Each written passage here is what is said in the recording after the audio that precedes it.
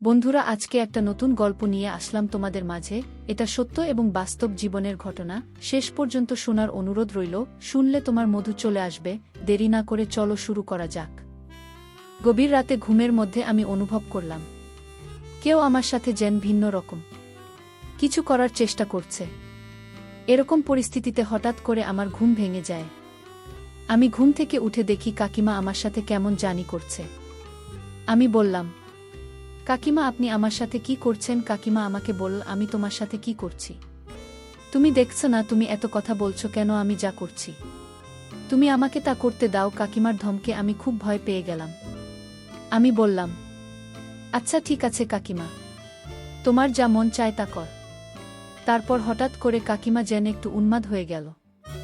উন্মাদ হয়ে কাকিমা এই জল বৃষ্টির রাতে আমার সাথে যা করল তা শুনলে বন্ধুরা তোমাদের মাথা গরম হয়ে যাবে। বন্ধুরা, গল্পটি অনেক অনেক ইন্টারেস্টিং। আশা করি গল্পটি শুনিয়ে তোমরা অনেক মজা পাবে। বন্ধুরা, তোমাদের নিকট আমার ছোট্ট একটি অনুরোধ, তোমরা দয়া করে আমার চ্যানেলটিকে সাবস্ক্রাইব করে আমাকে সাপোর্ট করবে। হ্যালো বন্ধুরা, আমি ফারদিন, এটা আমার ছদ্মনাম। বর্তমানে আমার বয়স 25। আজকে আমি তোমাদের মধ্যে যে গল্পটি বলল তখন আমার বয়স ছিল 13 কিংবা 14। আমার কাকা ছিল একজন ছোটখাটো ব্যবসায়ী। মাঝে মধ্যেই কাকা যখন ব্যবসার কাজে বিভিন্ন জায়গায় চলে যেত তখন 3 দিন 4 দিন এমনকি 1 সপ্তাহ পর্যন্ত বাইরে থাকত। যখনই কাকা বাড়িতে থাকত না তখনই কাকিমাদের বাসায় আমাকে থাকতে হতো। কারণ এক হচ্ছে কাকিমার বিয়ে হয়েছে মাত্র বছর 2 হয়েছে, কাকিমা এখনো কোনো সন্তানাদি হয়নি। 2 হচ্ছে কাকিমা একলা একলা থাকতে অনেক ভয় পেত। কাকা যখন ব্যবসার কাজে বিভিন্ন জায়গায় চলে যেত বাড়িতে আসতে পারত না, তখন কাকিমা একলা একলা রাতে থাকতে পারত না, খুব ভয় পেত। আমাদের বাড়িটা খুব নির্জন ছিল। আমাদের বাড়িতে আর কোনো ছেলে মেয়ে ছিল না।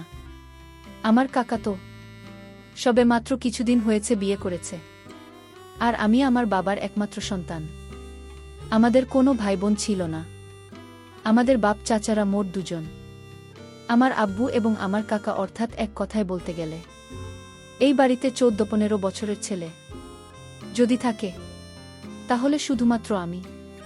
রাত্রে কাকিমা যখন একা একা বাসায় থাকত তখন কাকাই আমাকে বলতো যে, তোর কাকিমা একা একা থাকলে সে অনেক ভয় পায়।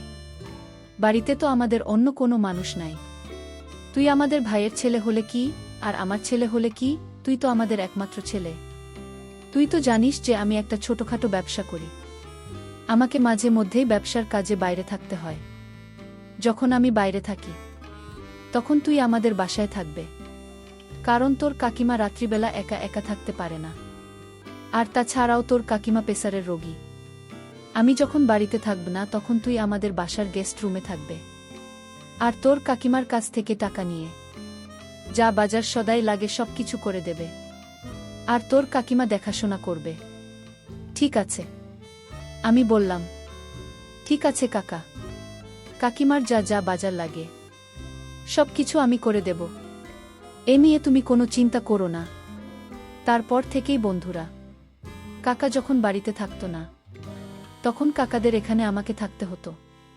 কাকিমা যে রুমে থাকত ঠিক পাশের রুমেই আমি থাকতাম। কিন্তু আমি যখনই কাকাদের রুমে যেতাম, অর্থাৎ কাকার এখানে রাতে থাকতে যেতাম, তখনই কাকিমা আমাকে ডেকে নিয়ে যেত তার রুমে এবং আমাকে নিয়ে গল্প করত, অনেকক্ষণ টিভি দেখত। আমার কাকিমা ইন্টারমিডিয়েট পর্যন্ত পড়ালেখা করছে, আর এদিকে আমি ক্লাস 8-এ পড়তাম। মাঝে মধ্যে কাকিমা আমাকে পড়াতো বটে, তবে বেশিরভাগই কাকিমা আমাকে নিয়ে গল্প করত এবং বিভিন্ন রোম্যান্টিক মুভি দেখত। একদিন আমি কাকির এখানে থাকতে গেলে কাকিমা আমাকে বলল, বাবা ফারদিন, আজকে তুমি আমার এখানে থাকবে। বাইরের যে ঝড় বৃষ্টি আর বজ্রপাত হচ্ছে তাতে আমি খুব ভয় পাচ্ছি। আমি বললাম, কাকিমা সমস্যা কি? বাহিরে বজ্রপাত থাকলেও তো সমস্যা নাই, চতুর্দিকে তো বিল্ডিং, আপনার কোনো ভয় নেই। তারপরও কাকিমা বলল, বাবা ফারদিন, তোমাকে আমি যা বলছি তুমি তাই কর। আমার আজকে খুব একটা ভাল লাগছে না।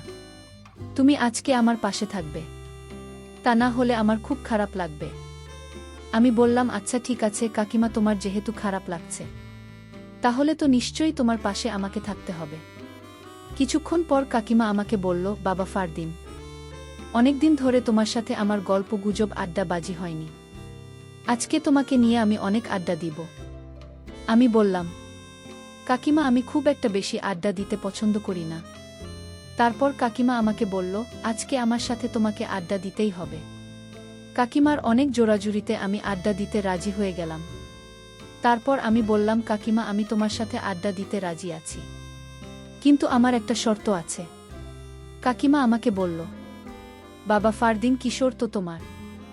আমি বললাম, কাকিমা আমার আব্বুকে আমি অনেক দিন ধরে বলছি আমাকে একটা মোবাইল কিনে দিতে, কিন্তু আমার আব্বু আমাকে কোনো মোবাইল কিনে দেয় না।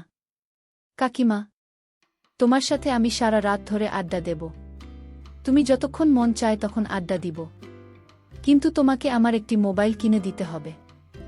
আমার কথা শুনে কাকিমা হা হা করে একটা হাসি দিন। আমি বললাম, কাকিমা তুমি হাসলে কেন? তারপর কাকিমা আমাকে বলল, আরে ফারদিন, এটা কোনো ব্যাপার হলো? তোকে আমি কালকে একটা মোবাইল কিনে দিব, কিন্তু আমার একটা শর্ত আছে। যদি আমার শর্তটা তুই মানতে পারিস। আমি বললাম, কাকিমা তোমার আবার কিসের শর্ত? ঠিক আছে, যদি তুমি আমাকে মোবাইল কিনে দাও তাহলে তুমি যে কোনো শর্ত দাও, আমি মেনে নেব। তারপর কাকিমা বলল, আচ্ছা ঠিক আছে, তাহলে আজকে রাত্রে আমি যা বলি তোমাকে তাই করতে হবে।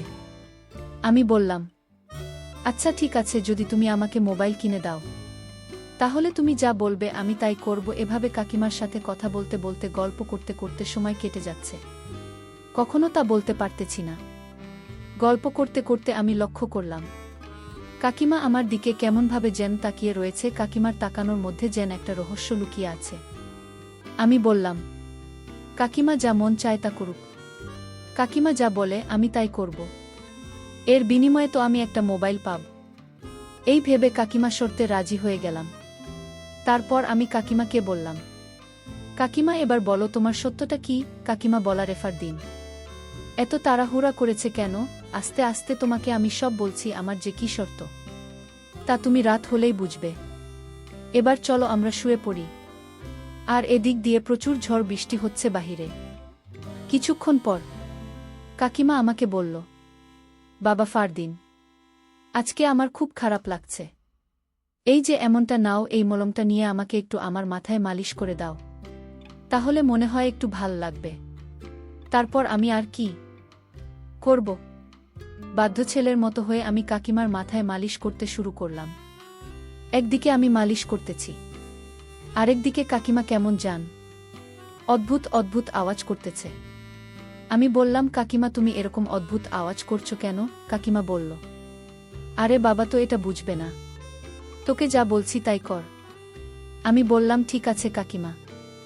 এই বলে বাধ্য ছেলের মতো কাকিমা শিখানো অনুযায়ী আমি তাকে মালিশ করতে শুরু করলাম। এভাবে মালিশ করতে করতে কাকিমা হঠাৎ করে ঘুমিয়ে পড়ল। আমিও ঘুমিয়ে পড়লাম। গভীর রাতে ঘুমের মধ্যে আমি অনুভব করলাম কেউ আমার সাথে যেন ভিন্ন রকম কিছু করার চেষ্টা করছে। এরকম পরিস্থিতিতে হঠাৎ করে আমার ঘুম ভেঙে যায়। আমি ঘুম থেকে উঠে দেখি কাকিমা আমার সাথে কেমন জানি করছে। আমি বললাম, কাকিমা আপনি আমার সাথে কি করছেন? কাকিমা আমাকে বলল, আমি তোমার সাথে কি করছি তুমি দেখছো না? তুমি এত কথা বলছো কেন? আমি যা করছি তুমি আমাকে তা করতে দাও। কাকিমার ধমকে আমি খুব ভয় পেয়ে গেলাম। আমি বললাম, আচ্ছা ঠিক আছে কাকিমা, তোমার যা মন চায় তা করে। তারপর হঠাৎ করে কাকিমা যেন একটু উন্মাদ হয়ে গেল। উন্মাদ হয়ে কাকিমা এই জোর বৃষ্টির রাতে আমাকে তার সাথে তাল মিলাতে বলল, অর্থাৎ সে যা যা আমাকে বলল আমি তাই যেন করতে লাগলাম। কারণ আমি যদি কাকিমার কথা না শুনি তাহলে তো কালকে কাকিমা আমাকে মোবাইল কিনে দেবে না। একটা মোবাইলের আশায় কাকিমা যা বলছে আমাকে তাই করতে হয়েছে। তারপর কাকিমা আমার সাথে এরকম ধরনের কাজ করতে লাগল, যার ফলে আমার অবস্থা খুব খারাপ হয়ে যেতে লাগল। তারপর আমি কাকিমাকে বললাম, কাকিমা তুমি আমাকে যে কাজ করার ইঙ্গিত দিচ্ছে সেটা করা কি ঠিক হবে? কাকে জানতে পারলে মনে কষ্ট পাবে। তারপর কাকিমা আমাকে বলল, ফারদিন তোমার কি মোবাইল লাগবে না? আমি বললাম যে কাকিমা লাগবে। তোমার যদি মোবাইল লাগে তাহলে তোমাকে আমার সাথে আজকে একটা কিছু করতে হবে, তাহলেই কেবল তুমি মোবাইল পাবে। তারপর কাকিমা আমার সাথে এমন কিছু করো যে আমার মুখের ভাষায় প্রকাশ করা অসম্ভব। আমিও তখন নিয়ন্ত্রণ হারিয়ে যা করার তাই হলো।